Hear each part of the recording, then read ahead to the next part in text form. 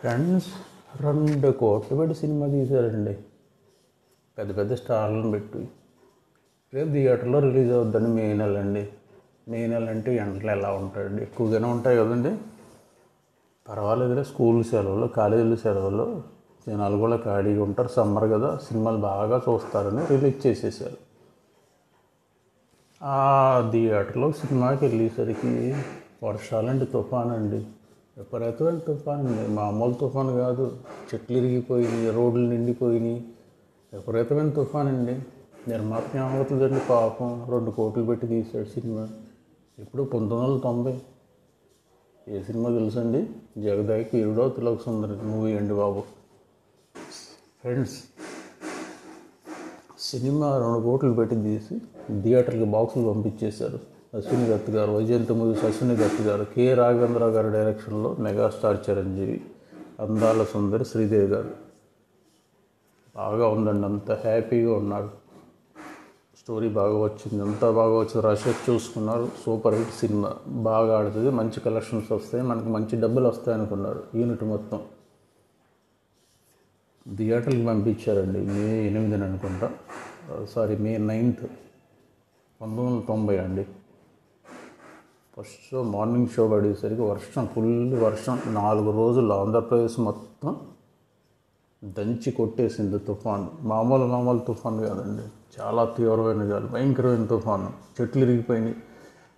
కాకపోతే మరి ఆ సినిమాకి దేవతలు ఇచ్చిన వరము, లేకపోతే ఆ సినిమా మీద ఉన్న కమిట్మెంట్తో వాళ్ళు తీసిన సక్సెస్ ఫార్ములాని అర్థం కాదు. కానీ వర్షం ఉన్నా సరే ఒక్కొక్కళ్ళు ఇంట్లోంచి సరదాగా సినిమాకి వెళ్ళారు. జగదాగిరి అతిలోక సుందర మూవీ అంట. చిరంజీవి అప్పటికి మంచి ఫాలోయింగ్ ఉంది. ఇంకా శ్రీదేవి సరదాగా చూసొద్దామని వెళ్ళారు. వెళ్ళడంతో ఒక్కొక్కళ్ళు ఓర్ని అమ్మ సూపర్గా ఉంది సినిమా, బ్రహ్మాండం తీశారు. కె రాఘవేంద్ర గారు బాగా తీశాడు కదా, అదరగొట్టేసారు సినిమా అన్నారు. నెమ్మదిగా అండి, వర్షం లేదు, తుఫాన్ లేదు. ఆ రోడ్లలో తడిసి జనాలు విపరీతంగా తండాలుగా సినిమా చూశారండి. ఆ సినిమా 2 కోట్లు పెట్టి తీశారు అశ్విని దత్ గారు. అసలు ఊహించలేదు. శుభ్రంగా ఇదైపోద్ది అనుకున్నారు, లాస్ అవుద్ది అనుకున్నారు. 15 కోట్లు రిలీజ్ చేసింది. ఆల్మోస్ట్ ఇప్పటికి 30 years అవుతుంది అనుకుంటాను. ఆ రోజుల్లో 15 కోట్లు అంటే ఇప్పుడు దగ్గర 100 కోట్లు వేసుకోండి. సంకల్ప బలంతో మంచి సినిమా తీశారండి వైజయంతి మూవీస్ గారు. ఆ రోజుల్లో 2 కోట్లు పెట్టుబడి పెట్టి తీసి తుఫాన్లో సినిమా రిలీజ్ చేయడం అనేది పెద్ద డేరే, చాలా ధైర్యం ఉండాలి. అది యాక్చువల్గా ఎండమూరి వేరేదన్నది కాదండి. రాఘవేంద్ర గారు జంజాల గారిని పట్టుకుని, బాబు స్క్రీన్ ప్లే రాయండి ఇది అంటే స్క్రీన్ ప్లే రాశారు, డైలాగ్ టు డైలాగ్. సినిమా అందరూ చూసే ఉంటారు ఫ్రెండ్స్, చూడని వాళ్ళు అంటే ఉండరు. పాటలు ఇప్పటికీ మారుమోగిపోతూ ఉంటాయి ప్రతి ఒక్కళ్ళు. ఈ పాట అదే రాజు చిరంజీవి. ఏమవుతుంది, ఆ 4 పిల్లలు పెంచుకుంటూ ఉంటాడు కదా అనాథుల్ని. ఆ పాపకి చెట్టు మించబడి కాలు విరిగిపోతుంది. వైద్యం చేయించడానికని హిమాలయాకి వెళ్తాడు. అక్కడ మన సాయి కుమార్ తండ్రి గారు వైద్యుడు, ఆయుర్వేద వైద్యుడు. బాబు హిమాలయాల్లో ఒక మూలిక ఉంది, లోపల వెళ్ళి తెచ్చుకుంటాడు. డేర్ చేసి ఆ పిల్ల గురించి చిరంజీవి వెళ్తాడు.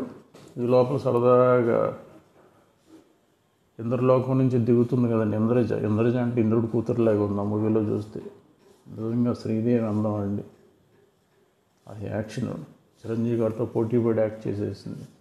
ఒక పాటు చిరంజీవి గారు అయితే, ఒక పాటు శ్రీదేవి గారు, పోటీ పడి ఆ సినిమా మొత్తం సగం చిరంజీవి గారు అయితే ఇంకొక సగం శ్రీదేవి గారే.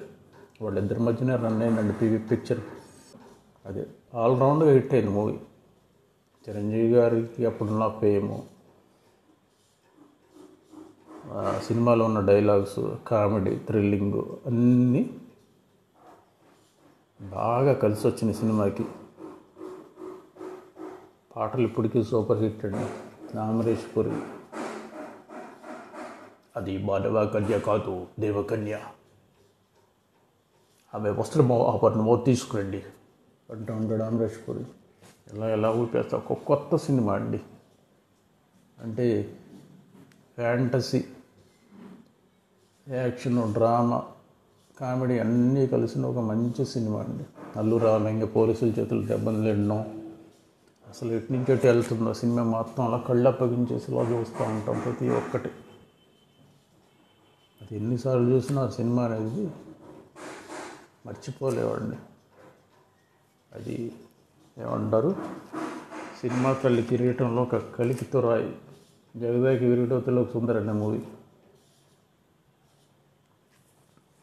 పాటలు చూడండి, పిల్లలు కూడా వాడేస్తుంటారు. రబ్బని తీయని దెబ్బ అంత కమ్మగా ఉంది రోయ్ అబ్బా. చిరంజీవి గారు అయితే సూపర్ డ్యాన్స్, దానికి తగ్గట్టు శ్రీదేవి గారు కొట్టేశారు. స్టెప్స్ కానీ రాజసుందరం, ప్రభుదేవ మాస్టర్ ఇద్దరు కలిపి, అప్పట్లో రాజసుందరం గారు టాప్, వాళ్ళిద్దరు కలిసి చేసిన డ్యాన్స్ కంపోజింగ్ ప్లస్ దానికి తగ్గట్టు చిరంజీవి గారు వెళ్ళేసిన స్టెప్స్, శ్రీదేవి గారు వేసిన స్టెప్స్, ప్రతి పాట, ప్రతి నోట, ప్రతి గంట కూడా పలికిందండి. ప్రియతమా,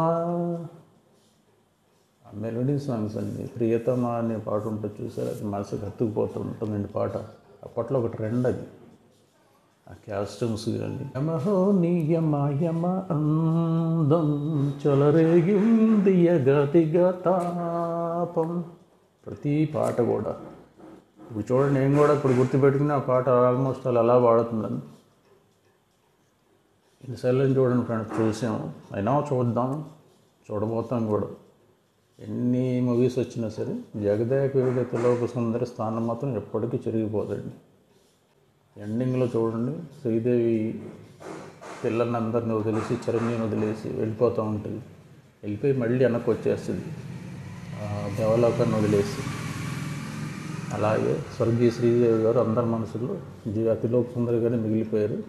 సో ఫ్రెండ్స్, వీడియో నచ్చితే షేర్ చేయండి, లైక్ చేయండి, సబ్స్క్రైబ్ చేయండి.